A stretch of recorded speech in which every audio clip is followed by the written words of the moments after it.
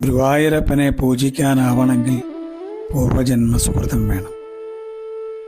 ഗുരുവായൂരപ്പനിൽ ഒരിക്കൽ മനസ്സൊന്ന് നിറഞ്ഞു പോയാൽ പിന്നെ നമ്മൾ ഭഗവാനെ ഉപേക്ഷിച്ചാലും ഭഗവാൻ നമ്മൾ ഉപേക്ഷിക്കില്ല.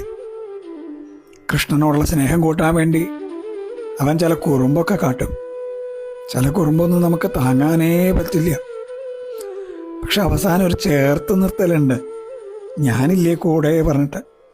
വേദനയുടെ ചൂടിൽ നമ്മൾ ഉരുകുമ്പോൾ ആ നീലമേഘത്തിൽ നിന്ന് കുളിർക്കാറ്റ് വരും. ആളുകൾ ശകാരവർഷം നടത്തുമ്പോൾ പൊന്നോടക്കുഴലിൽ നിന്ന് സ്വരരാഗ ഗംഗയൊഴുകും. നമ്മൾ വിശന്ന് കണ്ണാന്ന് വിളിക്കുമ്പോഴേ കുഞ്ഞി കയ്യിൽ അവിലും ചീരക്കൂട്ടാനൊക്കെ ഇട്ട് വരും. നമ്മൾ വല്ലാതെ തളർന്ന് വീഴാൻ പോകുമ്പോൾ നമ്മളെ മാറോട് ചേർക്കും, ഞാനില്ലേ കൂടെ ചോദിക്കും, കൃഷ്ണ ഗുരുവായൂരപ്പ.